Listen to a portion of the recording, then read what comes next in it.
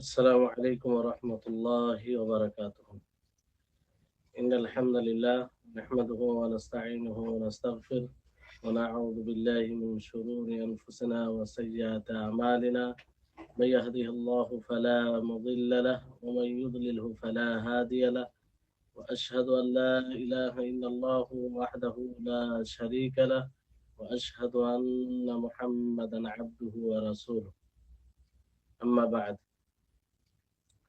সম্মানিত দর্শকবৃন্দ, সর্বপ্রথম সেই মহান আল্লাহ পাক রব্বুল আলামিনের কৃতজ্ঞতা প্রকাশ করি, যিনার তৌফিকে আজকে আমরা সেই ঈমানের নীতিমালার ব্যাখ্যামূলক ব্যাখ্যা বিশ্লেষণের ক্লাসে উপস্থিত হতে পেরেছি।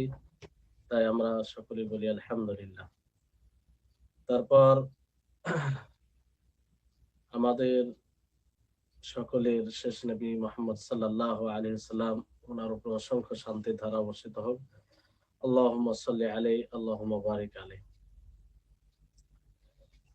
আজকে ক্লাস আপনার নবম ক্লাস শুরু হচ্ছে, যে ক্লাসে ইনশাআল্লাহ এতে আলোচনা হবে আকীদা ইসলামী আকীদার উদ্দেশ্য সমূহ। শেখ ইবনে উসাইমিন রাহিমাহুল্লাহ তিনি যে বইয়ের শেষে ইসলামী আকীদার উদ্দেশ্য সমূহ বর্ণনা করেছেন, অন্যতম যেগুলো উদ্দেশ্য সেগুলো নিয়ে এসেছেন, সেগুলো আপনাদের সামনে আলোচনা করা হবে। তারপরে ঈমান বৃদ্ধি পায়, ঈমান হ্রাস পায়, ঈমান হ্রাস পাওয়ার কারণ কি, আর ঈমান বৃদ্ধির কারণ কি, আর সেগুলো জানলে আমাদের কি উপকার হবে সে বিষয়ে আলোচনা হবে ইনশাআল্লাহ। খুব গুরুত্বপূর্ণ, আপনাদের সকলের নিকটে অনুরোধ করব যে আপনারা মনোযোগ দিয়ে শুনবেন আর এইসব বিষয়গুলো বোঝার চেষ্টা করবেন। ইসলামী আকীদার যে কোনো বিষয়ের উদ্দেশ্য থাকবে। তো ইসলামী আকীদা যে আমরা ধারণা করি কিংবা যেটা ধারণা করতে আমরা আদিষ্ট, সেই ইসলামী আকীদা যদি আমাদের মধ্যে না থাকে, তাহলে সবকিছু নষ্ট হবে কিংবা কোনো জিনিস কাজে আসবে না। তো এই ইসলামী আকীদার উদ্দেশ্য সমূহ অনেক রয়েছে। তার মধ্যে অন্যতম উদ্দেশ্য হচ্ছে, আর উদ্দেশ্য আমরা সকলে জানি উদ্দেশ্য কাকে বলে, যার যে একটা গোল থাকে কিংবা একটা তার উদ্দেশ্য থাকে সেই জায়গায় পৌঁছানোর জন্য করে, সেটাকে উদ্দেশ্য বলা হয়। তো এর উদ্দেশ্য সমূহ অনেক রয়েছে। তার মধ্যে অন্যতম যেটা একটা উদ্দেশ্য ইসলামী আকীদার, সেটা হচ্ছে যে যদি কারোর মধ্যে ইসলামী আকীদা থাকে, তাহলে সে একনিষ্ঠভাবে আল্লাহ তাবারক ওয়া তাআলারই ইবাদত করে। ইবাদতে স্বচ্ছ নিয়ত তার হয়, ইখলাসের সাথে ইবাদত যাতে করে।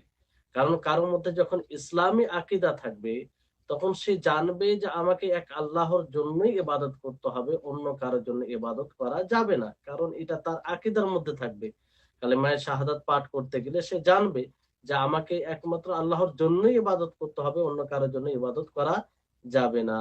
তো এটা এক নম্বর এর উদ্দেশ্য, যেটা অন্যতম।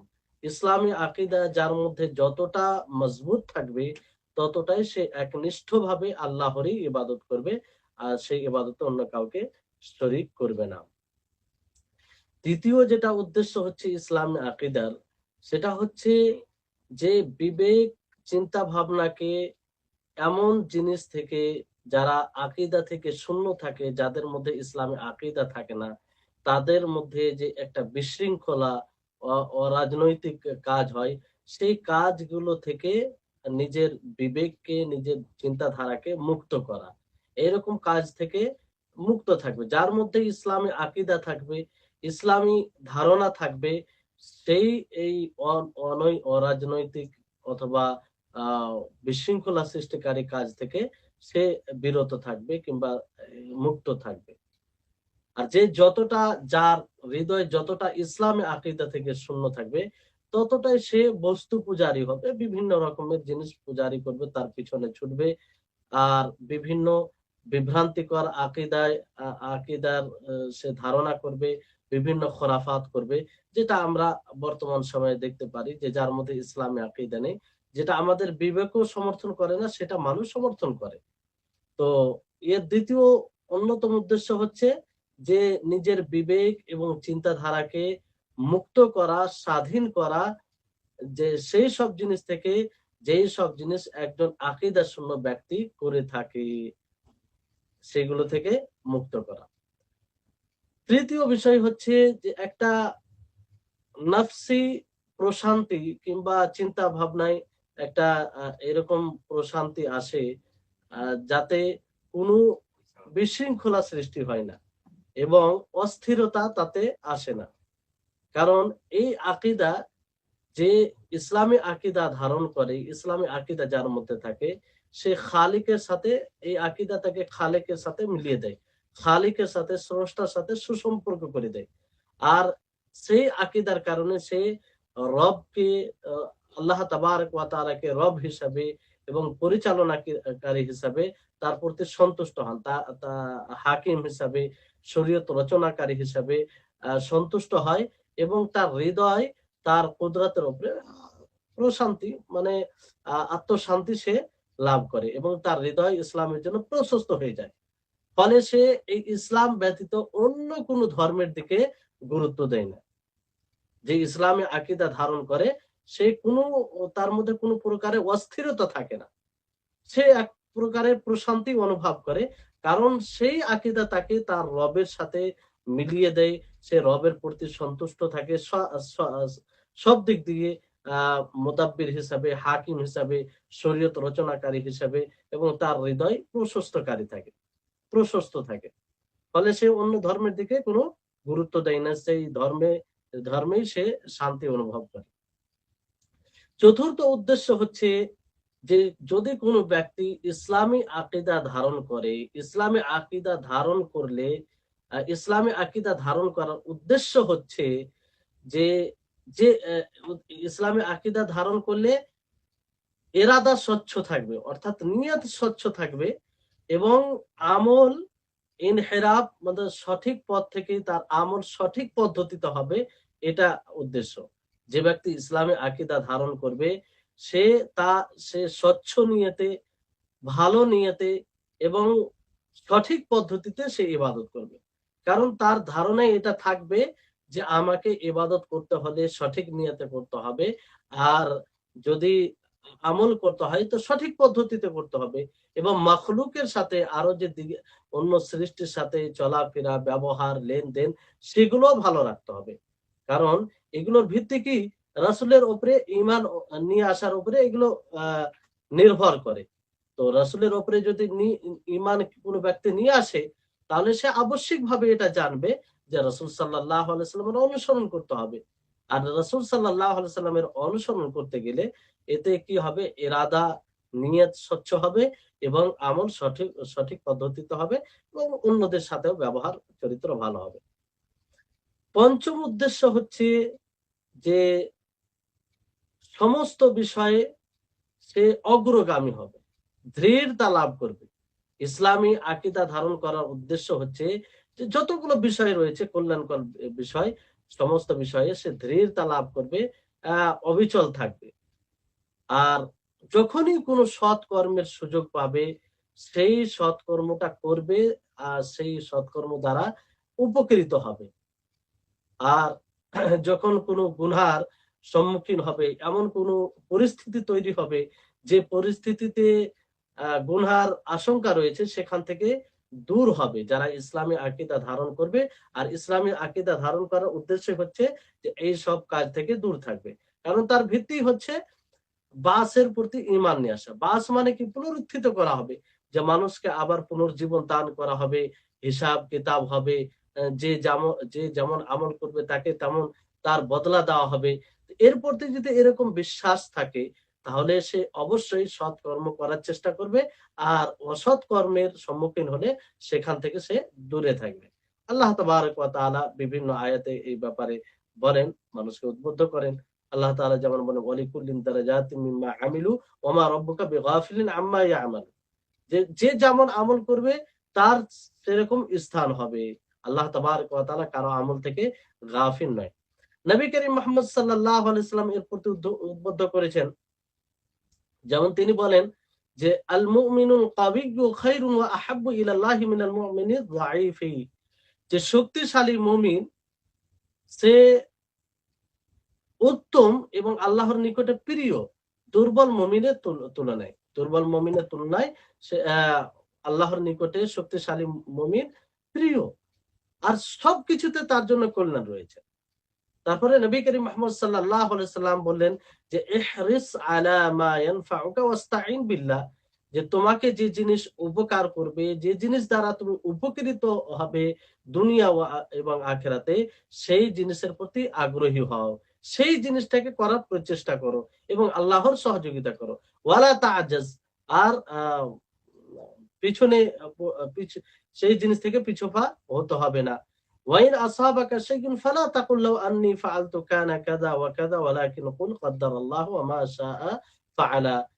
আর যদি তোমাকে তুমি কোনো মুসিবতের সম্মুখীন হও, তাহলে এই কথা বলিও না যে আমি যদি এরকমটা করতাম তাহলে এরকম হতো, বরং সেখানে বলতে হবে যে আল্লাহ তাআলা যা মুকদ্দারে রেখেছেন, তিনি যা চাইছেন সেটাই হবে। কারণ লাউ শয়তানের আমলকে উন্মুক্ত করে দেয়, যে যদি এটা করতাম। তো এই হাদিস দ্বারা নবী করিম মুহাম্মদ সাল্লাল্লাহু আলাইহি ওয়াসাল্লাম উদ্বুদ্ধ করেছেন যে প্রত্যেকটা মুমিনকে ভালো কাজের প্রতি আগ্রহী, যে কাজ, যে জিনিস তার উপকারে আসবে দুনিয়া ও আখিরাতে, সেই কাজের পিছনে যেতে হবে। আর যে কাজ উপকারী নয়, কোনো উপকারে আসবে না, কোনো পার্থক্য পড়ে না, সেই কাজ সেই দিকে গুরুত্ব না দিলে, তাহলে সেই কাজ থেকে নিজেকে পিছিয়ে রাখবে। তাহলে এই ইসলামে আকীদা ধারণ করা এটি একটা উদ্দেশ্য। ষষ্ঠম উদ্দেশ্য হচ্ছে যে যে ব্যক্তি ইসলামে আকীদা ধারণ করবে, সেই ব্যক্তি যারাই ইসলামে আকীদা ধারণ করবে, তাদের মধ্যে একটি দল তৈরি হবে, যারা নিজের দিনকে সুদৃঢ় রাখার জন্য, যারা এই দিনকে প্রতিষ্ঠিত করার জন্য সর্বপ্রকারে তারা কোরবানি দেওয়ার জন্য প্রস্তুত থাকবে। সর্বপ্রকারে তারা কোরবানি দেওয়ার জন্য প্রস্তুত থাকবে। আর তারা এই কথা এটা পরোয়া করবে না যে তাদের এই পথে গিয়ে তাদের কি হবে, তারা কি বিপদের সম্মুখীন হতে পারে, এটা তারা কখনো পরোয়া করবে না।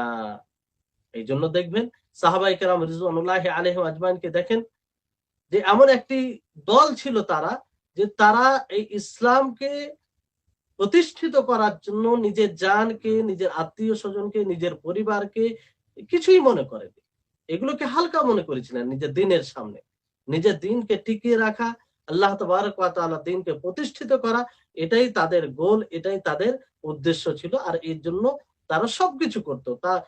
এটা করতে গিয়ে তারা কারো পরোয়া করতেন না। তাহলে এটা একটা উদ্দেশ্য। আল্লাহ তাবারক ওয়া তাআলা বলেন, ইন্নামাল মুমিনুনা আল্লাযীনা আমানু বিল্লাহি ওয়া রাসূলিহি সুম্মা লাম ইয়ারতাবু ওয়া জাহাদু বিআমওয়ালিহিম ওয়া আনফুসিহিম ফি সাবিলিল্লাহি উলাইকা হুমুস সাদিকুন। যে মুমিন যারা আল্লাহর প্রতি এবং তার রাসূলের প্রতি ঈমান এনেছে, তারপর তারা কি করে? সন্দেহ পোষণ করে না, তারা সংগ্রাম করে নিজের মালের সাথে, নিজের আত্মার সাথে আল্লাহর পথে, আর এরাই সত্যবাদী। সম্মানিত দর্শকবৃন্দ, তাহলে এই সপ্তম উদ্দেশ্য হলো যে ইসলামী আকীদা দ্বারা দুনিয়া ও আখিরাতে সফলতা লাভ করা। দুনিয়া ও আখিরাতে সফলতা লাভ করা, এটা কিভাবে? যে ব্যক্তিকে সংশোধন করে এবং যারা জামাত আকারে আছে তাদের সংশোধন করে, এইভাবে দুনিয়া ও আখিরাতে উভয়ে সফলতা লাভ করা উদ্দেশ্য ইসলামী আকীদা ধারণের। কারণ ইসলামী আকীদা না হলে তো এটা সম্ভব নয়। ইসলামী আকীদা থাকার পরে, অর্থাৎ ইসলামী যে ধারণা আকীদা সম্পর্কে আপনারা পূর্বে জেনেছেন যে আকীদা কাকে বলে, আকীদার মধ্যে মূল কি জিনিস আছে, শুরু থেকে যদি ক্লাস শুনে আসেন তাহলে আপনারা সহজে এটা বুঝতে পারবেন। তো এই জন্য সওয়াবের উদ্দেশ্যে আর নৈকট্য লাভ করার জন্য আমল করা হয়। যেমন আল্লাহ তাবারক ওয়া তাআলা বলেন যে মান আমিলা সালিহান মিন যাকারিন আও উনসা ওয়া হুয়া মুমিনুন ফালানুহইয়ান্নাহু হায়াতান তাইয়্যিবা ওয়া লা নাজজিয়ান্নাকুম আজরাহুম বিআহসানি মা কানু ইয়ামালুন। যে ব্যক্তি সৎ কর্ম করে, কি করে? সৎ কর্ম করে, মহিলা অথবা পুরুষের মধ্যে, সে মুমিন থাকা অবস্থায়, ইমানি ধারণা থাকা অবস্থায়, তো আল্লাহ তাআলা তাকে হায়াতে তয়্যিবা দান করে। ওয়ালা নাজজিয়ান্নাহুম, এবং তাকে তার পুরস্কার উত্তম, তার সে যে আমল করেছে তার চেয়ে উত্তম আকারে আল্লাহ তাবারক ওয়া তাআলা দেন। তাহলে এই হচ্ছে ইসলামী আকীদার উদ্দেশ্য সমূহ। তো শেখ ইবনে উসাইমিন রাহিমাহুল্লাহ যে উদ্দেশ্য সমূহ গুলোকে এখানে উল্লেখ করেছেন খুবই গুরুত্বপূর্ণ। এর উদ্দেশ্য সমূহ আরো বের হবে অনেক, কিন্তু যেগুলো একদম মূল, সেগুলোকে তিনি নিয়ে এসেছেন। আল্লাহ তাআলা তিনাকে জাযায়ে খায়ের দান এবং ওনার খিদমতকে, ওনার সেবাকে আল্লাহ তাআলা যেন গ্রহণ করেন। আর আল্লাহ তাআলা ওনাকে খুব গ্রহণযোগ্য ব্যক্তি হিসেবে আহ এই দুনিয়ার সামনে পেশ করেছেন, কারণ ওনার দ্বারা মানুষ অনেক উপকৃত হয়েছে। আপনারা এই বইটি পড়ে বুঝতে পারলেন যে কত গুরুত্বপূর্ণ, যে বইটি সমস্ত মুসলিমের সাথে সম্পৃক্ত। এই বইটি যদি ভালো করে প্রত্যেকটা মুসলিমকে পড়ানো উচিত, বারবার পড়া উচিত। কারণ এই যে ইমানের ৬টি রুকুন, ৬টি স্তম্ভ, এই ৬টি স্তম্ভকে যদি আমরা ভালোভাবে না বুঝি, তাহলে কিভাবে নিজের সেই ইমানকে আমরা মজবুত করব? আমরা ইমানকে মজবুত না করে দুনিয়া থেকে চলে যাব, আর তখন তো আমাদের পরিণাম ভালো হবে না। এই কারণে এই বইটি সকলকে পড়া উচিত। আমরা আলহামদুলিল্লাহ আল্লাহর বিশেষ রহমতে, বিশেষ দয়াতে তার বই যে শারহ উসুলিল ঈমান, ঈমানের নীতিমালা সমূহের ব্যাখ্যা বিশ্লেষণ, এটা শেষ করলাম। সবকিছু আল্লাহ তাবারক ওয়া তাআলার রহমতে। আল্লাহর নিকটে আমরা দোয়া করব সকলেই, আল্লাহ যেন শেখকে এর আ আ জাযা প্রতিদান দান করেন এবং ওনার এই প্রচেষ্টাকে কবুল করেন।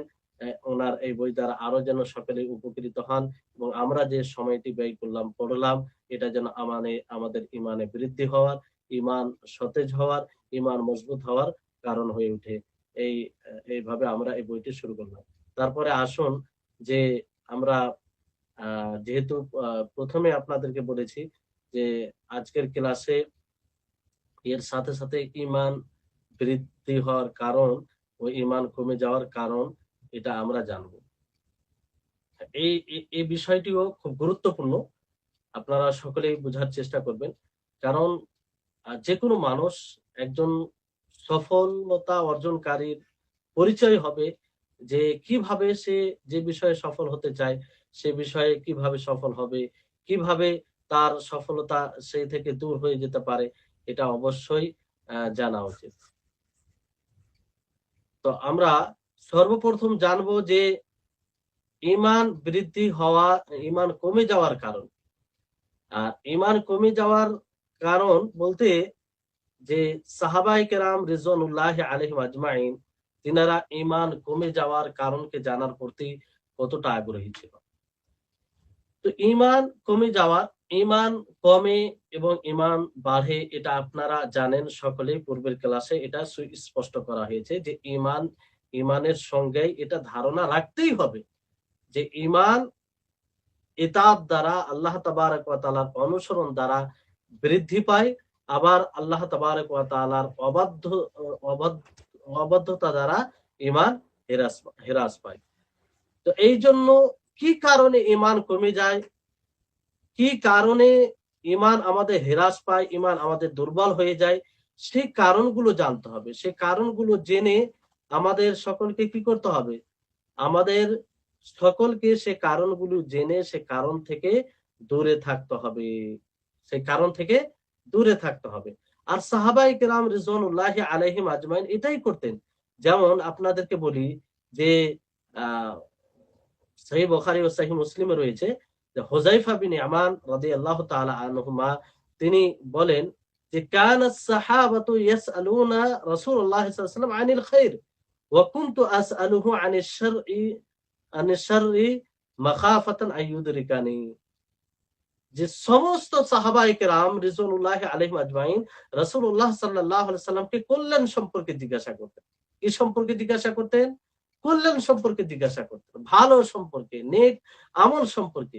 ওয়া কুনতু আসআলুহু মিনাশ শাররি মাখাফাতান আইয়ুদরিকানি, আর আমি প্রশ্ন করতাম মন্দ সম্পর্কে, অনিষ্ট সম্পর্কে। কেন? যাতে সেই অনিষ্টতায় না পড়ে যায়, যাতে সেই মন্দ কাজে আমরা লিপ্ত না হয়ে যাই। তাহলে অবশ্যই যেই কারণে আমাদের ঈমান হ্রাস পায়, যেই কারণে আমাদের ঈমান দুর্বল হয়ে যায়, যেই কারণে যে পথে চললে আমাদের ঈমান আমাদের জীবন থেকে চলে যায়, সেই পথগুলো, সেই কারণগুলো আমাদের জানা একজন মুমিন যে আখিরাতে সফলতা লাভ করতে চায়, তার জন্য একান্তই জরুরি। এইজন্য উলামায়ে কেরাম এই এর কারণ, ঈমান কমে যাওয়ার কারণ ২ প্রকারে বর্ণনা করেছেন। একটা হচ্ছে কারণ যে ভিতরের কারণ, আর একটা হচ্ছে বাইরের কারণ। তো ভিতরের কারণ কিছু রয়েছে যে কারণে আমাদের ঈমান কমে যাওয়াতে অনেক প্রভাব সৃষ্টি করে, ঈমান কমে যায়। তার মধ্যে একটি অন্যতম কারণ হচ্ছে যে মূর্খতা, যেটা ইলমের বিপরীত, শিক্ষার বিপরীত। এটা সবচেয়ে কারণ ঈমান হ্রাস হয়ে যাওয়ার, ঈমান কমে যাওয়ার।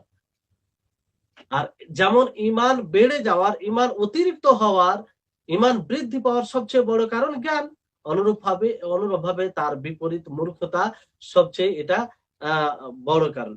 একজন মুসলিম যখন সে জানবে যে তা কাতে ক্ষতি আছে এবং কি বিষয়ে তা ক্ষতি আছে, কি বিষয়ে প্রভাব সৃষ্টি করবে তার ক্ষতিতে, বৃদ্ধিতে, যখন সে জানবে যে এই কাজ করতে গেলে ক্ষতি হবে, তো সে কাজ থেকে সে বিরত থাকবে, সে বাঁচার চেষ্টা করবে।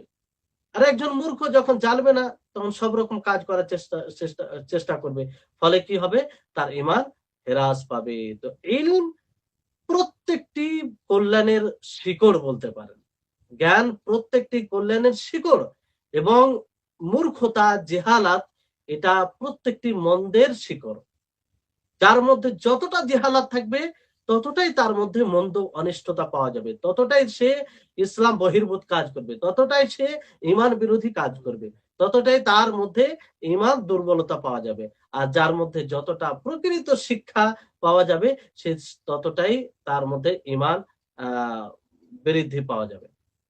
তাহলে মানুষ যে জুলমকে ভালোবাসে, হিংসা বিদ্বেষকে ভালোবাসে, অশ্লীলতা করে এবং যত রকম শরীয়ত বিরোধী কাজ করে, এগুলোর পিছনে একমাত্র যেটা কারণ হচ্ছে সেটা জেহালাত, সেটা মূর্খতা।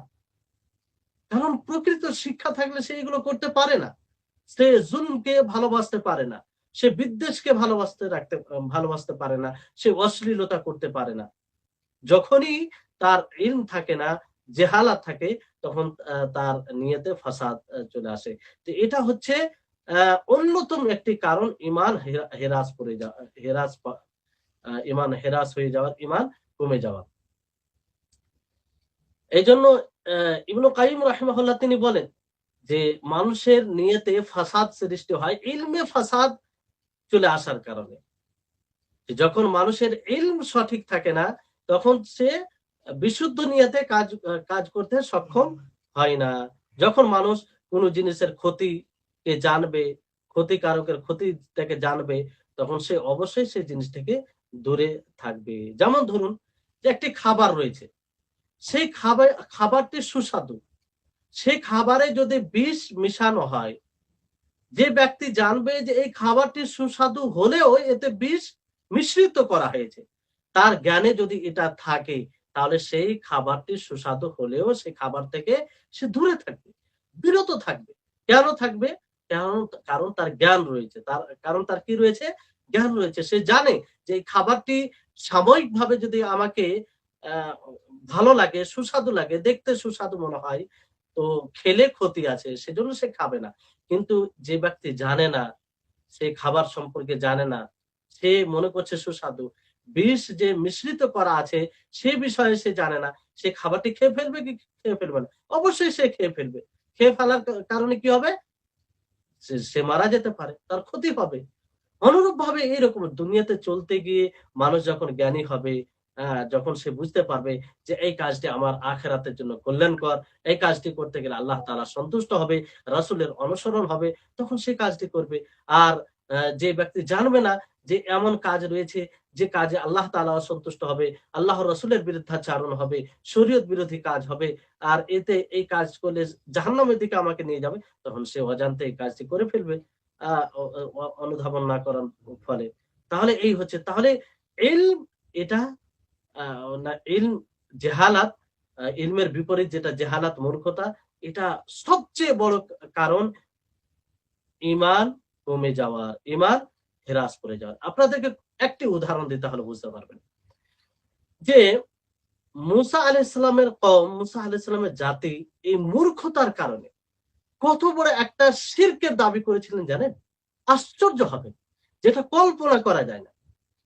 আল্লাহ তাবারাক ওয়া তাআলা সেটা নকল করেন, বলেন যে ক্বালু ইয়া মূসা ইজআল লানা ইলাহান কামা লাহুম আলিহা ক্বালা ইন্নাকুম কওমুন তাজহালুন। তারা বলল যে হে মূসা, আমাদের জন্য তুমি একটি ইলাহ বানিয়ে দাও, মাবুদ বানিয়ে দাও, যার আমরা ইবাদত করব, যার আমরা কি করব, উপাসনা করব। যেমন তাদের ইলাহ রয়েছে, যেমন সেই সময়ের যারা মুশরিক কাফের ছিল তাদের ইলাহ, তাদের অনেক মাবুদ ছিল, অনুরূপভাবে তারা দাবি করলো, মুসা আলাইহিস সালামের কওম, মুসা আলাইহিস সালামের জাতি এটা কেন দাবি করেছেন? আল্লাহ তাআলা বললেন ইন্নাকুম কওমুন তাজহাল, তোমরা কি মূর্খ, তোমরা অজ্ঞ, না হলে এই দাবি কি তোমরা করো? যেটা শিরক, যে শিরকে উৎখাত করার জন্য, যে শিরকে দুনিয়া থেকে শেষ করার জন্য মুসা আলাইহিস সালাম তাকে প্রেরণ করা হয়েছে এবং সমস্ত নবীকে প্রেরণ করা হয়েছে। তো তারা এত বড় একটা শিরকের দাবি করলো নিজের জন্য, কেন? এই মূর্খতার কারণে। তাহলে এখান থেকে এটা স্পষ্ট হচ্ছে যে এই মূর্খতার কারণে কত বড় মানুষ অপরাধ করতে পারে। দুনিয়াতে যেটা সবচেয়ে বড় অপরাধ শিরক, সেই অপরাধও করতে পারে, সেই অপরাধও হয় এই মূর্খতার কারণে। তারপরে আরো আল্লাহ তাবারাক ওয়া তাআলা বিভিন্ন জায়গায় এটা ইঙ্গিত করেছেন যে এই মূর্খতার কারণে মানুষ অশ্লীলতা করে। তারপরে মূর্খতার কারণে মানুষ কি করে যে আল্লাহর আল্লাহর আ হুকুমকে উপেক্ষা করে। এরকম অনেক আয়াত রয়েছে। তাহলে এখান থেকে যেটা স্পষ্ট হচ্ছে যে মূল কারণ ঈমান হেরাস আ আ পাওয়ার মূর্খতা।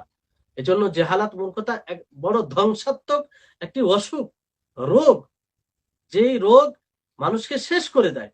যে রোগে কোনদিন আরোগ্য দান আ লাভ করে না, আরোগ্য আ আরোগ্যতা পায় না, যতক্ষণ পর্যন্ত সে তার বিপরীত জ্ঞান অর্জন না করবে।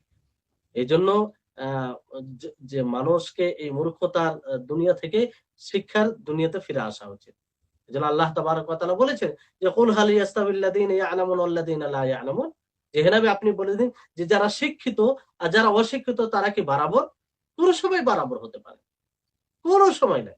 ইন্নামা ইয়াখশাল্লাহা মিন ইবাদিহিল উলামা, যে যারা উলামা তারাই আল্লাহকে বেশি, প্রকৃত যারা আলেম, যাদের মধ্যে প্রকৃত জ্ঞান আছে, তাদের হৃদয়ে আল্লাহর ভয় যতটা জ্ঞান থাকবে ততটাই বেশি ভয় থাকবে। দ্বিতীয় যেটা কারণ হচ্ছে ঈমান হ্রাস পেয়ে যাওয়ার যেটা ভিতরের কারণ, সেটা হচ্ছে গুনাহ করা। গুনাহ করা। এই গুনাহ করতে গিয়ে ঈমান হ্রাস পাবে, ঈমান কমে যাবে। এতে কোন প্রকারের সন্দেহ নাই। আর আমরা ঈমানের সংজ্ঞায় পড়েছিলাম যে ঈমান, আল ঈমান ইয়াজিদু বিত-তাআ ওয়া ইয়ানকুসু বিল মাআসি, যে ঈমান ইতাআত দ্বারা বৃদ্ধি পায় আর ঈমান মাআসি দ্বারা, আল্লাহর অবাধ্যতা দ্বারা, আল্লাহ বিরোধী কাজ করলে ঈমান কমে যায়, ঈমান হ্রাস পায়। তো যেমন আল্লাহ তাবারাক ওয়া তাআলা, আল্লাহ তাবারাক ওয়া তাআলার প্রত্যেকটি আদেশ পালন করার পরে সেটা ওয়াজিব হতে পারে, সেটা মানদুব উত্তম হতে পারে, সেটা কারণ সেটা পালন করার ফলে যেমন ঈমানে বৃদ্ধি পায়, ঈমান বেড়ে যায়, অনুরূপভাবে আল্লাহ তাবারাক ওয়া তাআলার যেটা নিষেধাজ্ঞা, সেই নিষেধাজ্ঞাকে করার জন্য সেটা হারাম হতে পারে অথবা মাকরুহ হতে পারে, সেটা করার ফলে ঈমান কমে যায়, ঈমান হ্রাস পায়।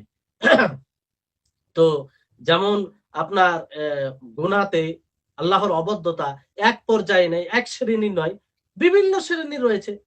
তো যে যতটা গুনাহগার হবে, পাপী হবে, তার ততটা ঈমান হ্রাস পাবে, তার ততটা ঈমান কমে যাবে। এই স্পষ্ট।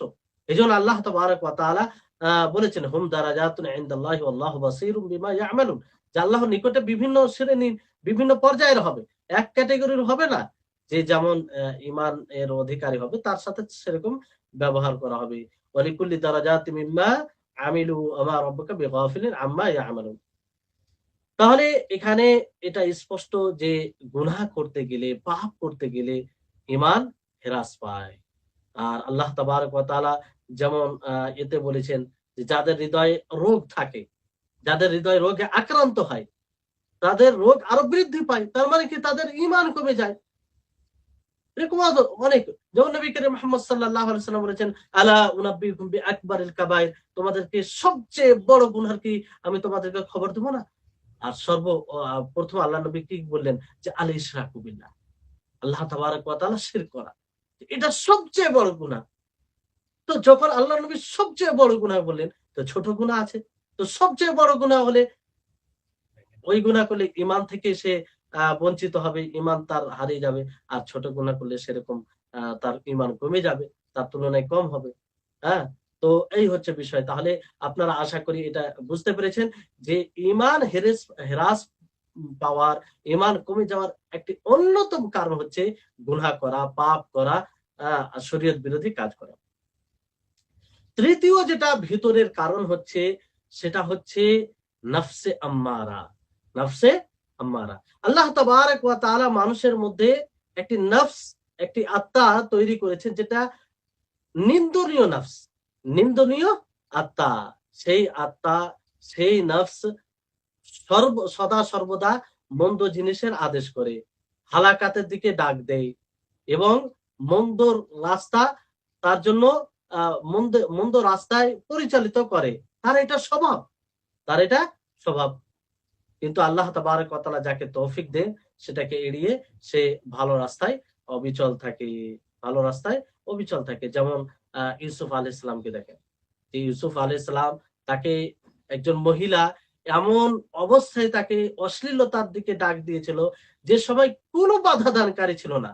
ইউসুফ আলাইহিস সালাম ও আহ সেই মহিলা, যে মহিলা অশ্লীলতার দিকে ডাক দিয়েছিল, তারপরেও তিনি তিনার উপরে আল্লাহর বিশেষ রহমত ছিল, তিনি সেটাকে উপেক্ষা করে সঠিক পথে অবিচল ছিলেন। এরকম অনেক রয়েছে। তো এই নফসে আম্মারার কাজই হচ্ছে মানুষকে মন্দ পথের দিকে নিয়ে যাওয়া। এই জন্য আল্লাহর নবীর ব্যাপারে আল্লাহ তাআলা বলেছেন যে যদি আমি আপনাকে ধীর না রাখতাম তাহলে আপনিও তাদের দিকে কিছু ঝুঁকে যেতেন। তাহলে এর কাজই হচ্ছে যে মানুষকে মন্দের দিকে নিয়ে যাওয়া, মন্দের আদেশ দেওয়া। এজন্য খুতবায়ে হাজাতে যে খুতবাটি নবী করিম মুহাম্মদ সাল্লাল্লাহু আলাইহি ওয়াসাল্লাম বারবার বলতেন, সেই খুতবায় কি বলেন আল্লাহ নবী? আলহামদুলিল্লাহি নাহমাদুহু ওয়া নাস্তাঈনুহু ওয়া নাস্তাগফিরুহু ওয়া নাউযু বিল্লাহি মিন শুরুরি আনফুসিনা। যে আল্লাহ, তোমার আশ্রয় চাইছি, আল্লাহর আশ্রয় চাইছি আমাদের আত্মার অনিষ্ট হতে, আত্মার অনিষ্ট হতে। তাহলে আত্মার এখান থেকে কি বোঝা যাচ্ছে যে আত্মার অনিষ্ট রয়েছে। এক প্রকার আত্মা রয়েছে যে আত্মা বারবার অনিষ্টতার দিকে নিয়ে যায়, আত্মা অনিষ্টতার হুকুম দেয়। তাহলে এটা ঈমান কমে যাওয়ার একটা অন্যতম কারণ। তাহলে আমাদেরকে কি করতে হবে? আল্লাহ তাবারক ওয়া তাআলা এরকম ভাবে একটাই নফস তৈরি করেনি, বরং তার বিপরীতে আরেকটি নফস তৈরি করেছেন যাকে নফসে মুতমাইন্না বলা হয়। কি বলা হয়? নফসে মুতমাইন্না বলা হয়, প্রশান্ত আত্মা, যার কাজ হচ্ছে সবসময় মানুষকে ভালো কাজের আদেশ দেওয়া, মন্দ কাজ থেকে বিরত রাখা। তো নফসে আম্মারা সে মন্দ কাজের আদেশ দেয়, নফসে মুতমাইন্না সে ভালো সেই মন্দ থেকে বাধা দেয়। তো মানুষ কখনো নফসে আম্মারার অনুসরণ করে, আবার কখনো নফসে মুতমাইন্নার অনুসরণ করে। ইবনে কাইয়িম রাহিমাহুল্লাহ তিনি বলেন যে আল্লাহ তাবারক ওয়া তাআলা মানুষের মধ্যে দুটি নফস তৈরি করেছেন, একটি নফসে আম্মারা, একটি নফসে মুতমাইন্না। আর এই দুটি নফস আপোষে এক অপরের সাথে শত্রুতা রাখে। যখনই এই দুটি নফসের মধ্যে কোনো নফস একটা হালকা হয়ে যায়, অন্যটা তার উপরে ভারী হয়ে যায়, অন্যটা তার উপরে প্রাধান্যতা পায়। আর যখনই মানুষ কোন একটি নফসে আম্মারা দ্বারা যদি সে আনন্দ ভোগ করে, আমোদ ফুর্তি করে, তাহলে দ্বিতীয় যে নফস রয়েছে নফসে মুতমাইন্না, সেটা সে কষ্ট পায়। আর নফসে মুতমাইন্না দ্বারা যে উপকৃত হয়, তখন সে নফসে আম্মারা সেটা দ্বারা কষ্ট পায়। এই জন্য নফসে আম্মারার জন্য সবচেয়ে বড় কষ্টকর আমল হচ্ছে আল্লাহর জন্য আমল করা। সে কখনো চাইবে না যে আল্লাহর জন্য আমল করা হোক। সে সবসময় উদ্বুদ্ধ করে মানুষকে যে তার প্রবৃত্তি অনুযায়ী যেন সে কাজ করে, আল্লাহর জন্য আমল না করে। আর নফসে মুতমাইন্না তার জন্য সবচেয়ে ভারী কাজ হচ্ছে যে আল্লাহ ব্যতীত অন্য কারোর জন্য আমল করা। সে চাইবে যে সদা সর্বদা আল্লাহর জন্যই আমল করা হোক, প্রবৃত্তি অনুযায়ী আমল করা না হোক। তাহলে নফসে আম্মারা আমাদের জন্য ক্ষতিকারক। একজন মানুষের ইমানের জন্য, তার দিনের উপরে, একজন মানুষের ইমানের এবং দিনের উপরে সবচেয়ে যেটা বেশি ক্ষতিকর সেটা হচ্ছে নফসে আম্মারা। সেটা কি? নফসে আম্মারা, যার যেটা যার যার এটা স্বভাব, যে সবসময় এটা করে, সবসময় এটা করে। এই জন্য আমাদেরকে সতর্ক থাকতে হবে সেই নফস থেকে, নফসে মুতমাইন্নার দিকে ঝুঁকে যেতে হবে। যখন কোনো কাজের আমরা সম্মুখীন হব, এক নফস ভালো কাজের আদেশ করবে, আর এক নফস মন্দ কাজের এক নফস ভালো কাজের আদেশ করবে, আর এক নফস মন্দ কাজের আদেশ করবে। তো আমাদেরকে নফসে মুতমাইন্নার আদেশ, নফসে মুতমাইন্নার যে চাহিদা, সেটাকে প্রাধান্য দিতে হবে। সম্মানিত দর্শকবৃন্দ, আপনারা বুঝতে পারলেন যে ভিতরের তিনটি অন্যতম কারণ। এবার আসুন যে অনুরূপভাবে কিছু বাইরের কারণ রয়েছে, যে কারণগুলি ঈমান হেরাস পাওয়াতে অনেক প্রভাব সৃষ্টি করে, তার অনেক ভূমিকা রয়েছে।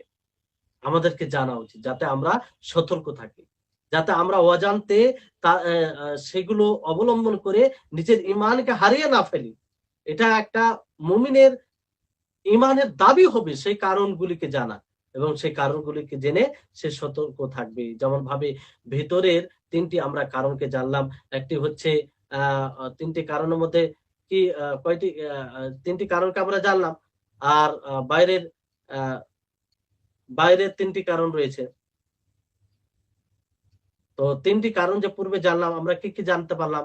যে একটা হচ্ছে গুনাহ করা। কি করা? গুনাহ করা। পূর্বে তিনটি কি কি কারণ জানলাম আমরা?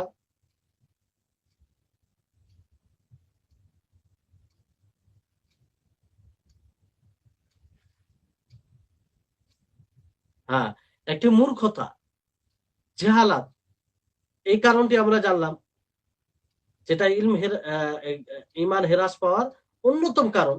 দ্বিতীয় হচ্ছে গুনাহ করা, পাপ করা, এতে ঈমান হেরাস পেয়ে যায়, এটা জানতে পারলাম। তৃতীয় যেটা অন্যতম কারণ হচ্ছে নফসে আম্মারার অনুসরণ করা, যে নফস বারবার মন্দ কাজের আদেশ দেয়। তাহলে তিনটি অন্যতম কারণ, এছাড়া আরো কারণ রয়েছে, কিন্তু এই তিনটি অন্যতম কারণ। তারপরে এটা তো ভিতরের কারণ, বাইরের কিছু কারণ রয়েছে। তার মধ্যে অন্যতম কারণ রয়েছে, অন্যতম কারণ হলো সেটা হচ্ছে শয়তান। শয়তান সবচেয়ে শক্তিশালী কারণ। যে শয়তান মানুষের ঈমান হেরাস পাওয়াতে বড় ভূমিকা পালন করে। যে শয়তান মুমিনদের শত্রু, যে শয়তান মুমিনদের পথে সবসময় অপেক্ষায় রয়েছে যে কিভাবে তার ঈমানকে কমিয়ে দেওয়া যাবে, সেই ঈমান থেকে বঞ্চিত হয়ে যাবে, কিভাবে একজন মুমিনের ঈমানে ফাসাদ সৃষ্টি করা যাবে, কিভাবে একজন মুমিনের হৃদয়ে দুর্বলতা নিয়ে আসা যাবে। আর এই জন্য সে কুমন্ত্রণা, প্ররোচনা দিতেই থাকে। এই জন্য আমাদের সকলকে সে শয়তান থেকে সতর্ক থাকতে হবে। আল্লাহ তাবারক ওয়া তাআলা এই জন্য বারবার সতর্ক করেছেন, এতটা সতর্ক করেছেন আমাদেরকে। একটু ভাবা উচিত যে মহান আল্লাহ, স্রষ্টা, খালিক, যিনি সবকিছুকে সৃষ্টি করেছেন, সেই আল্লাহ বারবার বলছেন যে এই শয়তান তোমাদের শত্রু, তোমাদের প্রকাশ্য শত্রু। তাহলে সে কতটা আমাদের ঈমানের দিক দিয়ে কতটা সে ভয়ঙ্কর, কতটা সে ভয়ঙ্কর, যে মুমিনদের শত্রু তাতে কোনো সন্দেহ নেই। এই জন্য কোনো মুমিন যাতে তাকে শত্রু ছাড়া অন্য কিছু না ভাবে, শত্রুই মনে করে। কেন? শত্রু যখন মনে করবে তখন তার যে প্ররোচনা, তার যে কুমন্ত্রণা এবং তার যে পরিকল্পনা, সেই পরিকল্পনা থেকে বেঁচে থাকবে।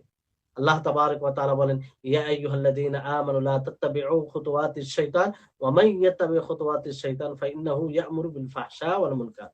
যে হে মুমিনগণ, তোমরা শয়তানের পদাঙ্ক অনুসরণ করিও না, আর যারাই শয়তানের অনুসরণ করে তারাই অশ্লীলতার, মুনকার, শরীয়ত বিরোধী কাজের আদেশ দেয়। ভাবতে পেরেছেন? আল্লাহ তাবারক ওয়া তাআলা স্পষ্ট ভাবে বলছেন। তাহলে যেই শয়তানের অনুসরণ করবে সেই অশ্লীলতা নিজে করবে, অশ্লীলতার প্রতি মানুষকে উদ্বুদ্ধ করবে।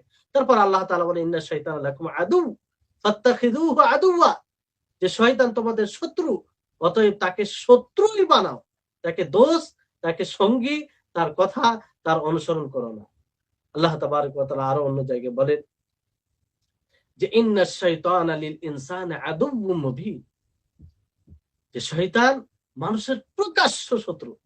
আল্লাহ তাবারক ওয়া তাআলা কত স্পষ্ট, আর কত স্পষ্ট করে বলবেন যে শয়তান মানুষের জন্য যেমন তেমন শত্রু নয়, আল্লাহ তাআলা আদুউম মুবিন বলেছেন যে প্রকাশ্য শত্রু। তাহলে এই আয়াতগুলো এত যে সতর্কবাণী আল্লাহ তাবারক ওয়া তাআলা মুমিনদেরকে সতর্ক করেছে, যে একজন বোধ সম্পন্ন ব্যক্তির জন্য কি উচিত হবে, তার জন্য আবশ্যিক হবে তা থেকে সতর্ক থাকা।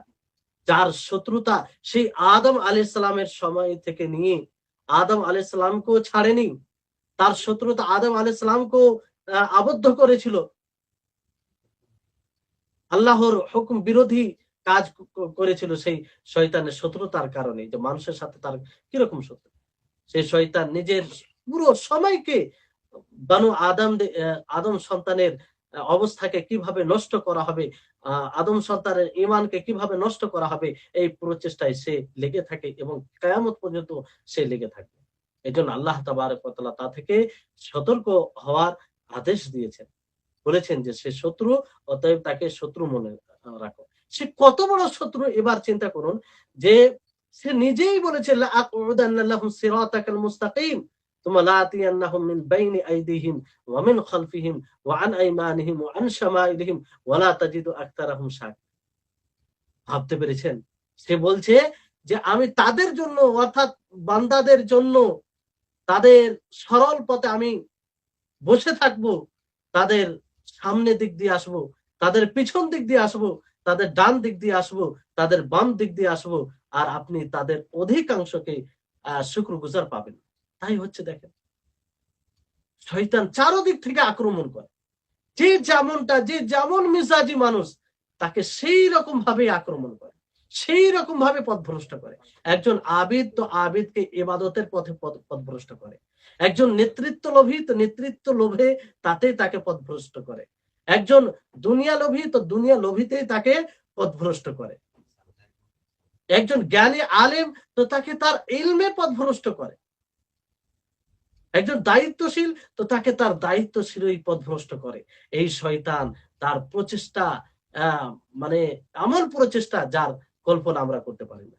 এই জন্য সেই শয়তান থেকে আমাদের সকলকে সতর্ক থাকতে হবে এবং তাকে শত্রু মনে করতে হবে। যে শয়তান আমাদের পিতা আমাদের আদম আলাইহিস সালাম তাকেও ছাড়েন, পথভ্রষ্ট করার চেষ্টা করেছিল।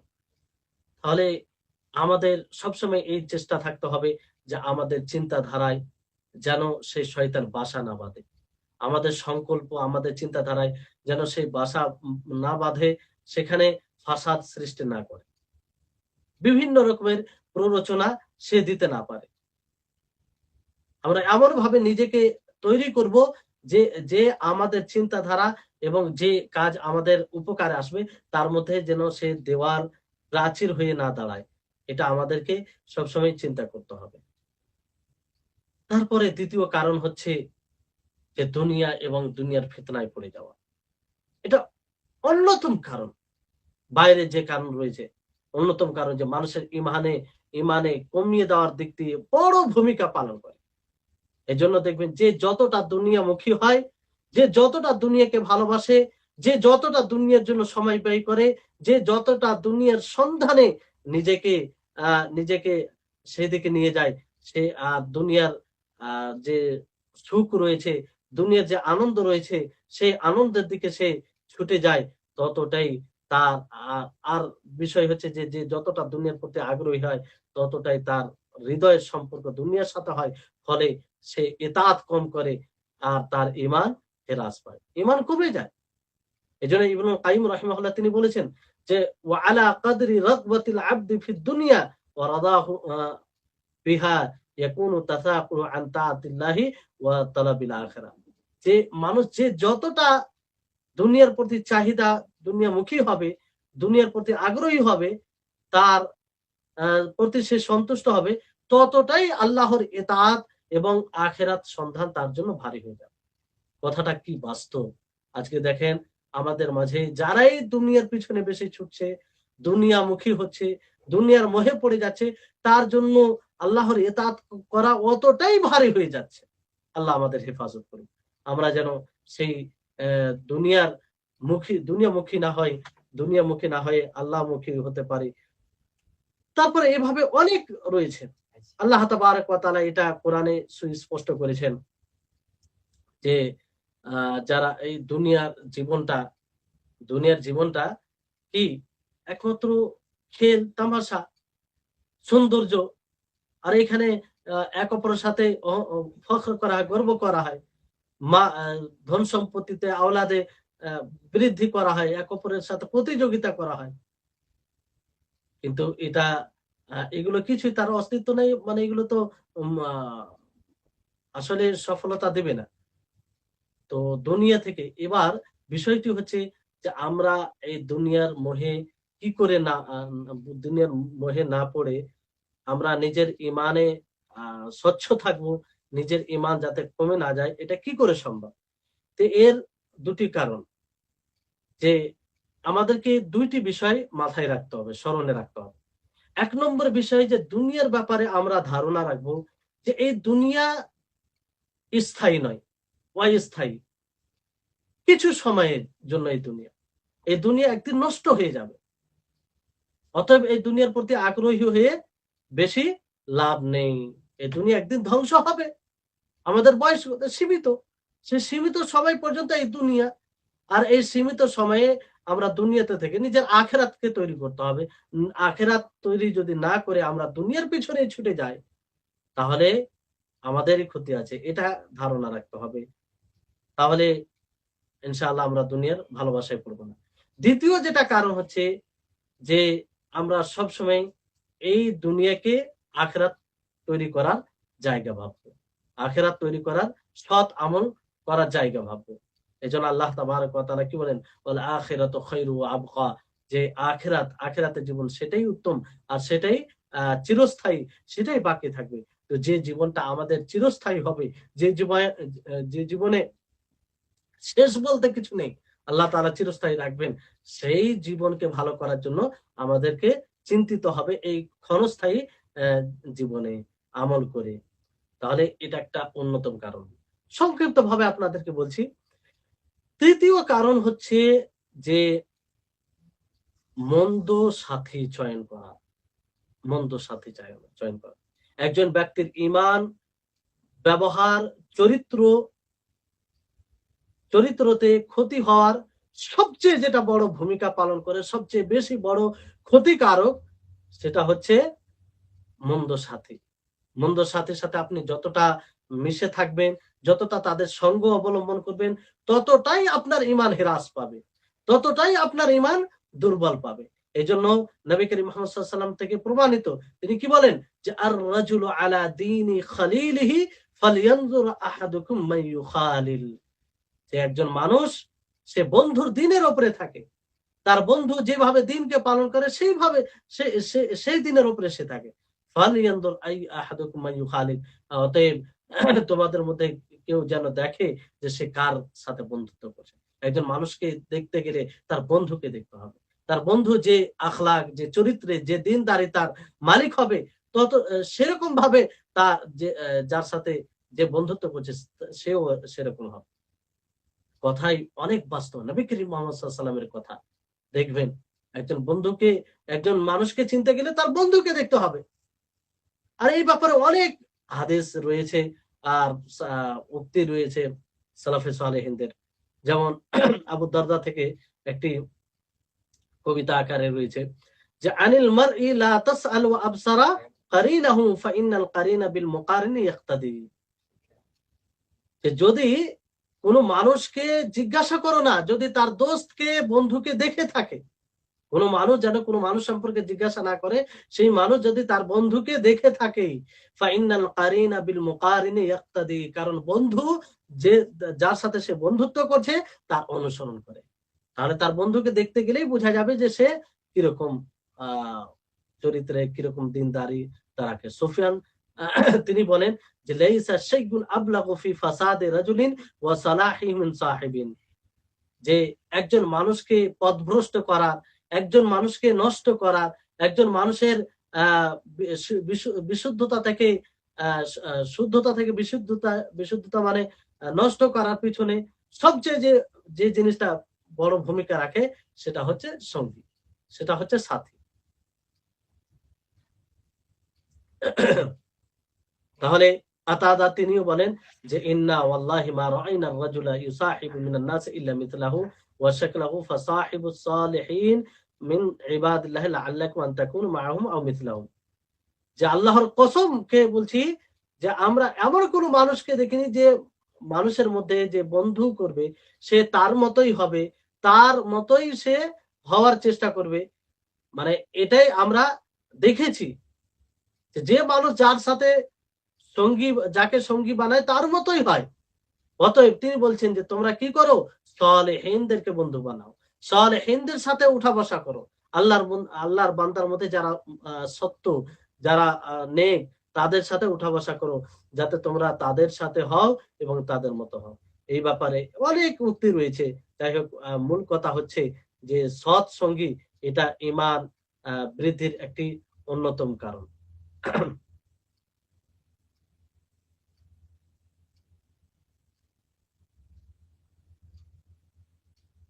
তো এই হচ্ছে বিষয়।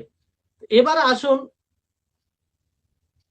যে আমরা যেমন ভাবে তাহলে ভিতরের যে কয়েকটি কারণ জানতে পারলাম না বাইরে, তার মধ্যে একটি শয়তান, যে শয়তানকে সাথী বানিয়ে নেওয়া, এটি একটি কারণ ঈমান হেরাস পাওয়ার। আর একটি মন্দ সাথী চয়ন করা, এটাও হেরাস পাওয়ার কারণ।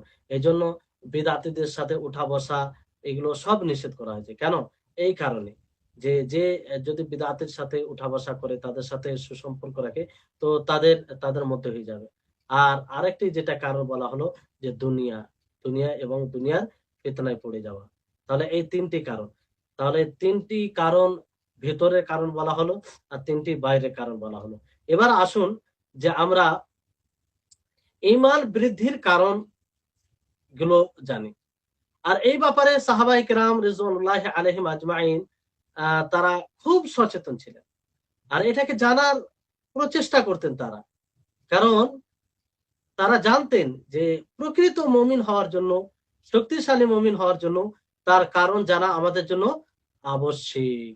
এজন্য সাহাবায়ে কেরাম রিজওয়ানুল্লাহি আলাইহিম আজমাইনদের মধ্যে কিছু তাদের মধ্যে থেকে কিছু উক্তি পাওয়া যায় এরকম, যা দ্বারা বোঝা যায় তারা এর প্রতি খুব গুরুত্ব দিতেন।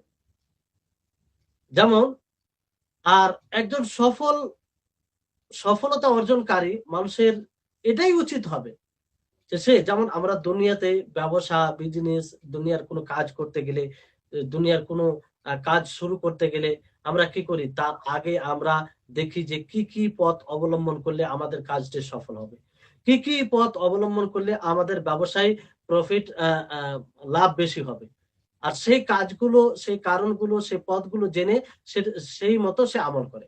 অনুরূপ ভাবে যার উপরে আমাদের স্থায়ী জীবনের সফলতা নির্ভর করে, তো তার ব্যাপারে জানতে হবে না যে যেটা হচ্ছে ঈমান, তা আমাদের কি কারণ অবলম্বন করলে, কি পথ অবলম্বন করলে আমাদের ঈমান বৃদ্ধি পাবে, আমাদের ঈমান সচ্ছল থাকবে, আমাদের ঈমানে গ্রহণীয়তা আসবে, সেই পথগুলো একজন প্রকৃত মুমিনকে অবশ্যই সন্ধান করা উচিত, তাহলে সে বুঝতে পারবে। তো যেমন ওমর ফারুক রাদিয়াল্লাহু তাআলা আনহু তিনি বলেন যে সাথীদেরকে বলেন যে হালুম্মা হালুম্মুত নাজদাদু ঈমান, যে তোমরা এসো আমরা ঈমান বৃদ্ধি করি। অন্য শব্দে এসেছে যে তাআলাউ নাজদাদু ঈমানান, যে তোমরা এসো আমরা ঈমান বৃদ্ধি করি। এইভাবে আব্দুল্লাহ ইবনে মাসউদ রাদিয়াল্লাহু তাআলা আনহু তিনি বলেন যে ইজলিসু বিনা নাজদাদু ঈমানান, যে আমাদের সাথে বসো আমরা ঈমানকে বৃদ্ধি করি। তিনি ঈমান বৃদ্ধির জন্য দোয়া করতেন, আল্লাহুম্মা জিদনি ঈমানান ওয়া ইয়াকিনান ওয়া ফিকহান, যে আল্লাহ তুমি আমার ঈমানে, তুমি আমার বিশ্বাসে, ইয়াকিনে এবং দিনের বুঝে তুমি বৃদ্ধি দান করো। অনুরূপভাবে মুআয বিন জাবাল রাদিয়াল্লাহু তাআলা আনহু তিনি বলতেন ইজলিসু বিনা নুমিনু সাআতান, যা আমাদের সাথে বসো আমরা কিছুক্ষণ ঈমান নিয়ে আসি, অর্থাৎ ঈমান বৃদ্ধি করি। হাফিজ ইবনে হাজার রাহিমাহুল্লাহ তিনি বলেন যে এটা সুস্পষ্ট দলিল যে তারা ঈমানকে বৃদ্ধি করার প্রচেষ্টায় থাকতেন, সেই মাধ্যমগুলো অবলম্বন করতেন। কারণ যে সেই সাহাবী খলিফাতুল মুসলিমিন ওমর ফারুক রাদিয়াল্লাহু তাআলা আনহু তিনি বলছেন যে এসো আমরা নিজের ঈমানকে বৃদ্ধি করি। তিনি কি সাথীদেরকে এই জন্য ডাক দিয়েছিলেন যে আসল ঈমান নিয়ে আসি? তিনি তো একজন খলিফাতুল মুসলিমিন, দ্বিতীয় খলিফা ছিলেন। তার মধ্যে কি আসল মূল ঈমান ছিল না? মূল ঈমান ছিল, এতে কোনো প্রকার সন্দেহ নাই। আসলে তিনি চেয়েছিলেন যে আমরা আরো বেশি মাধ্যম অবলম্বন করে আরো আমরা নিজের ঈমানকে বৃদ্ধি করি।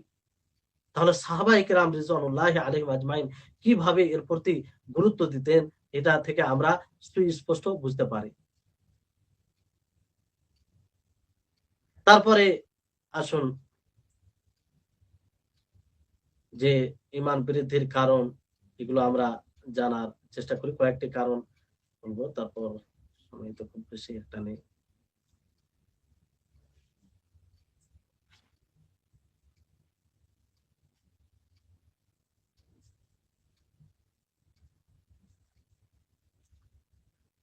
তো সফল ব্যক্তির পরিচয় হচ্ছে যে কিভাবে কি পথ অবলম্বন করলে তার ঈমান বৃদ্ধি পাবে সেটা সে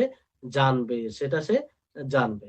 আর এই জানাতে অনেক উপকার রয়েছে, এতে সফলতা রয়েছে। আর এটা একটা অন্যতম কারণ হবে। এটা ঈমান বৃদ্ধি হওয়ার অন্যতম কারণ হবে। কারণ জানতে পারলে সে কারণগুলোকে অবলম্বন করবে।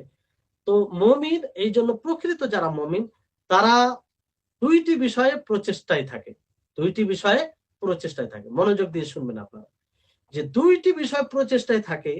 একটি বিষয় হচ্ছে যে মুমিন সদা সর্বদা ঈমানের বাস্তবায়নের প্রচেষ্টায় থাকে, ঈমানকে সে জানার প্রচেষ্টায় থাকে, এবং কি আমল করলে ঈমান বৃদ্ধি পাবে সেই প্রচেষ্টায় থাকে, কি অবস্থা অবলম্বন করলে ঈমান বৃদ্ধি পাবে এই প্রচেষ্টায় থাকে। একটি বিষয়।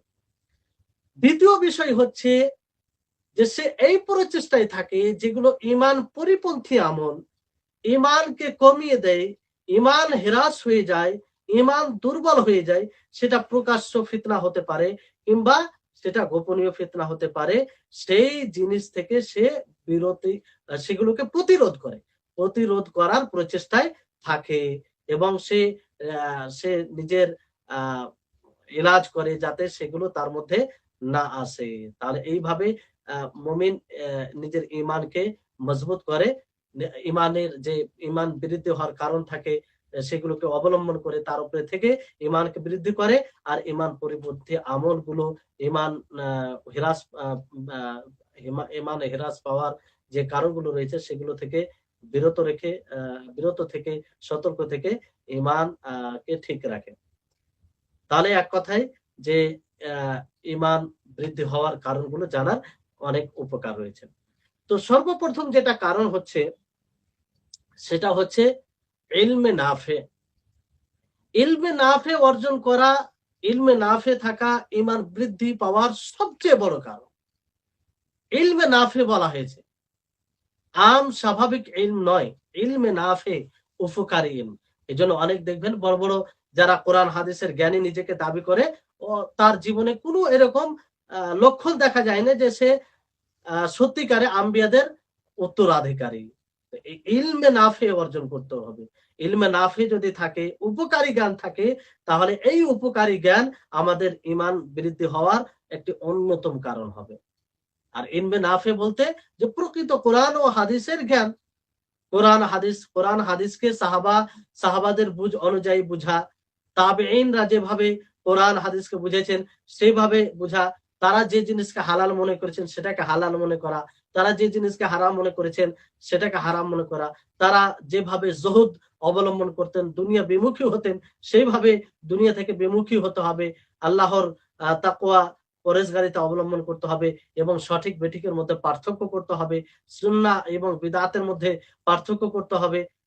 প্রকৃত ইলম যেন তাকে ভালো কাজের প্রতি উদ্বুদ্ধ করে আর মন্দ কাজ থেকে বিরত রাখে। তো এই ইলম, এই প্রকৃত ইলম ঈমান বৃদ্ধি হওয়ার একটি অন্যতম কারণ। এই জন্য আল্লাহ নবী বিশেষভাবে বলতেন, আল্লাহুম্মা ইন্নী আসআলুকা ইলমান নাফিআ, যে আল্লাহ তোমার কাছে ইলমে নাফে চাইছি, উপকারী ইলম চাইছি, উপকারী ইলম চাইছি। আর এমন ইলম থেকে আল্লাহর নবী আল্লাহর আশ্রয় চাইতেন, আল্লাহুম্মা ইন্নী আউযু বিকা মিন ইলমিন লা ইয়ানফা, যে আল্লাহ এমন ইলম হতে, এমন জ্ঞান হতে আমি তোমার আশ্রয় চাইছি যে ইলম আমাদের কোনো উপকারে আসবে না। তাহলে ইলম কতটা একটা বিরুদ্ধ হওয়ার কারণ, যে ইলম, আহলে ইলমদের সাক্ষ্য প্রদানকে আল্লাহ তাআলা নিজের সাক্ষ্যের সাথে বর্ণনা করেছেন। আল্লাহ তাআলা কি বলছেন, শাহিদাল্লাহু আন্নাহু লা ইলাহা ইল্লাহু ওয়াল মালায়েকাতু ওয়া উলুল ইলমি কায়িমান বিল কিসত লা ইলাহা ইল্লা হুয়াল আজিজুল হাকীম, যে আল্লাহ তাআলা সাক্ষ্য প্রদান করছেন যে তিনি ছাড়া কোন সত্য মাবুদ নেই। আর আহলে ইলমগণ সাক্ষী দিচ্ছেন, ফেরেশতাগণ সাক্ষী দিচ্ছেন। তাহলে দেখেন যে কত বড় ফজিলতের বিষয় যে ইলম থাকার কারণে তাদের সাক্ষ্যকে আল্লাহ তাআলা নিজের সাক্ষ্যের সাথে বর্ণনা করেছেন। তারপর আল্লাহ তাআলা প্রসিদ্ধ আয়াত, যে আয়াতটি আপনারা শুনে থাকেন, যে ইন্নামা ইয়াখশাল্লাহা মিন ইবাদিহিল উলামা, যে যারা আলেম, যারা প্রকৃত আলেম, যাদের মধ্যে প্রকৃত কোরআন ও হাদিসের জ্ঞান রয়েছে, তারা আল্লাহকে ভয় করে, তাদের মধ্যে খাশিয়াত, তাদের মধ্যে আল্লাহ তাবারক ওয়া তাআলার ভয় থাকে।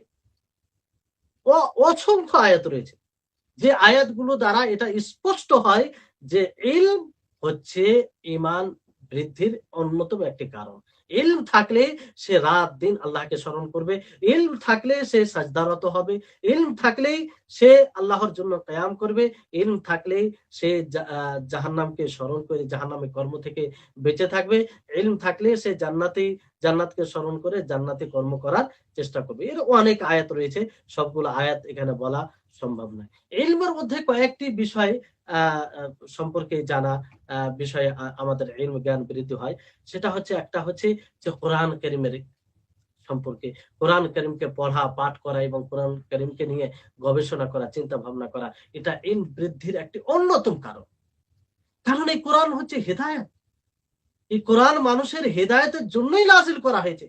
যে যতটাই কোরআনকে পাঠ করবে, যে যতটাই কোরআনকে বুঝে পড়বে, তার ততটা হেদায়েত বৃদ্ধি পাবে, সে ততটাই সে কোরআনের আলোকিত হবে, সে ততটাই, যেহেতু এই কোরআনকে শিফা বলা হয়েছে, তার শরীর, তার অন্তর, মানে যেগুলো রোগ রয়েছে তার শরীরে, একজন কোরআন পাঠকের, সে যদি ভালো করে পড়ে, চিন্তা ভাবনা করে, তাহলে সে তার শরীর এবং হৃদয় আরোগ্যতা লাভ করবে। আল্লাহ তাবারক ওয়া তাআলা এটাকে হেদায়েত বলেছেন, বহু আয়াতে বলেছেন। আল্লাহ তাবারক ওয়া তাআলা যেমন একটি আয়াতে বলেন, ইন্না হাযাল কুরআনা ইয়াহদি লিল্লাতী হিয়া আকওয়াম ওয়া ইউবাশশিরু আল মুমিনিনা আল্লাযীনা ইয়া'মালুনা আস-সালিহাত আন্না লাহু আজরান কাবীরা, যে এই কোরআন সে মানুষকে কি করে, সরল পথের দিশা দেখায়। সরল পথে যদি দিশা দেখায়, তাহলে সরল পথে থাকলে সে মুমিন হবে, আর সেই পথেই তাকে জান্নাতে নিয়ে যাবে। এটা তো ঈমান বৃদ্ধির কারণ। আর আল্লাহ তাআলা বলছেন যে যারা মুমিন হবে, যারা সৎকর্ম করবে, তাদের জন্য বড় পুরস্কার রয়েছে। আল্লাহ তাআলা এই কোরআনকে শিফা বলেছেন, মুমিনদের জন্য রহমত বলেছেন। অসংখ্য আয়াত রয়েছে। আল্লাহ তাআলা তারপর বলেছেন, আফালা ইয়াতাদাব্বারুনাল কুরআনা আম আলা কুলুবিন আকফালুহা, যে তারা কি কোরআন নিয়ে গবেষণা করে না, না তাদের হৃদয়ে তালা পড়ে গেছে। তারপরে একটি আয়াতে সুস্পষ্ট ভাবে আল্লাহ তাআলা বলছেন যে ইন্নামাল মুমিনুনা আল্লাযীনা ইযা যুকিরাল্লাহু ওয়াজিলাত কুলুবুহুম ওয়া ইযা তুলিয়াত আলাইহিম আয়াতুহু যাদাতহুম ঈমানান ওয়া আলা রাব্বিহিম ইয়াতাওয়াক্কালুন, যে মুমিন, তাদের সামনে যখন আল্লাহর আয়াত পাঠ করা হয়, জিকির করা হয়, তাদের হৃদয় কম্পিত হয়, তাদের হৃদয় ভয়ভীত হয়। ওয়া ইযা তুলিয়াত আলাইহিম আয়াতুহু, যখন তাদের সামনে আয়াত পরিবেশন করা হয়, যাদাতহুম ঈমানা, তাদের ঈমান বৃদ্ধি পায়। সুস্পষ্ট। তাহলে কোরআন কারীম অধ্যয়ন করা এটি ঈমান বৃদ্ধির একটি অন্যতম কারণ। এজন্য আমাদের সকলকে এই কোরআন কারীমের কি করতে হবে? এই কোরআন কারীমের অধ্যয়ন করতে হবে। কত সময় হলো?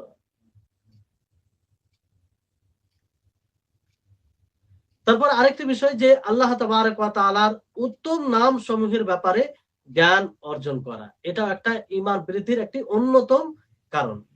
একটি অন্যতম কারণ।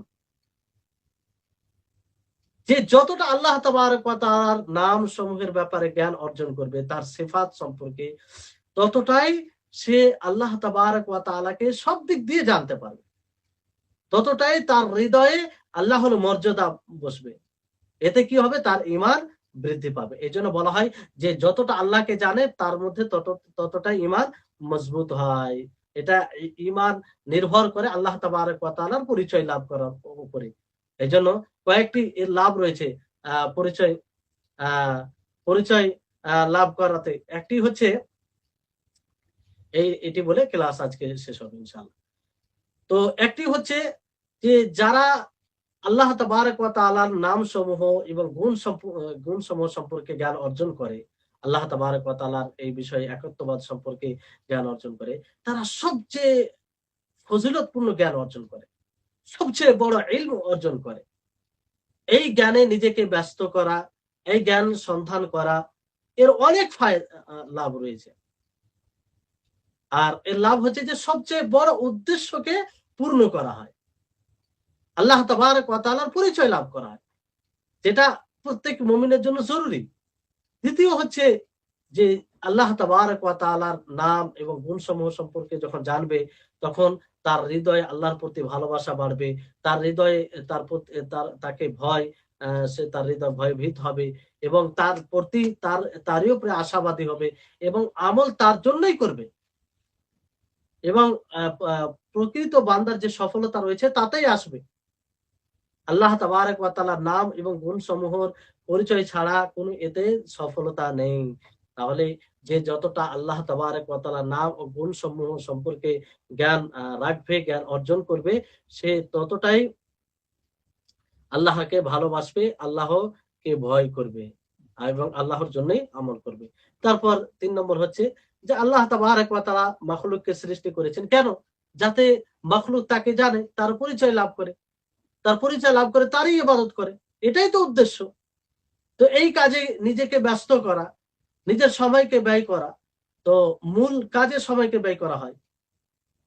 আর যে, যে বিষয়গুলো তাকে বাধা দেয় আল্লাহ তাবারক ওয়া তাআলার মূল কাজ বাস্তবায়ন করাতে, আল্লাহ তাবারক ওয়া তাআলার মূল উদ্দেশ্যকে বাস্তবায়ন করাতে, সে কাজগুলো থেকে বিরত থাকবে। যখন সে আল্লাহ তাবারক ওয়া তাআলাকে জানবে, যখন সে আল্লাহ তাবারক ওয়া তাআলাকে জানবে। তাহলে এটা একটা আর তারপরে হচ্ছে যে আল্লাহ তাবারক ওয়া তাআলার নামসমূহ এবং গুণ সম্পর্কে জানা, এটা একটা ঈমানের একটি স্তম্ভ।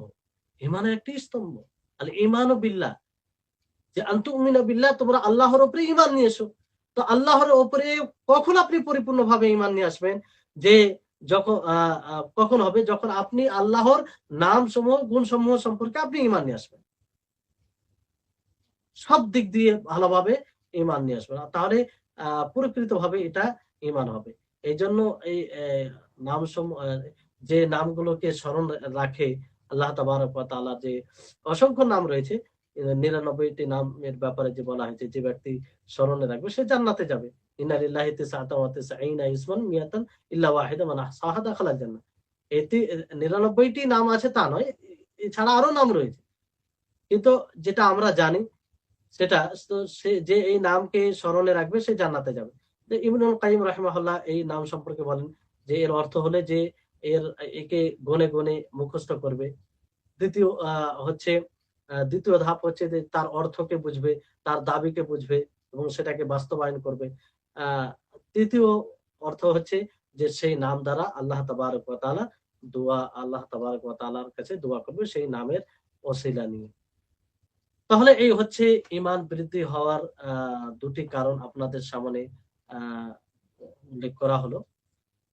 এরপরে ইনশাআল্লাহ আরো কিছু ঈমান বৃদ্ধির কারণ রয়েছে। সামনে ক্লাসে ইনশাআল্লাহ হবে, যেটি আমাদের ১০ম ক্লাস, শেষ ক্লাস হবে। আজকে ৯ম ক্লাস ছিল।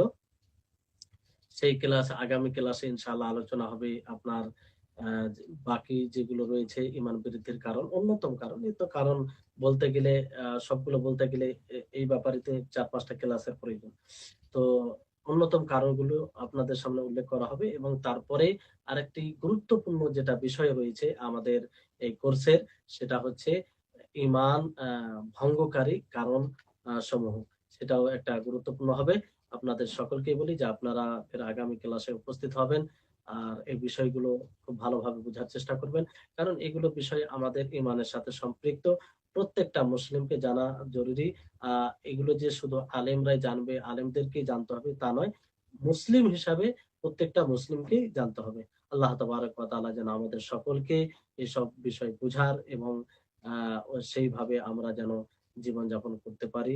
আল্লাহ যেন আমাদেরকে তৌফিক দেন। ওয়া আখির দাওয়ানা আনিল হামদুলিল্লাহি রাব্বিল আলামিন। আসসালামু আলাইকুম ওয়া রাহমাতুল্লাহি ওয়া বারাকাতুহু।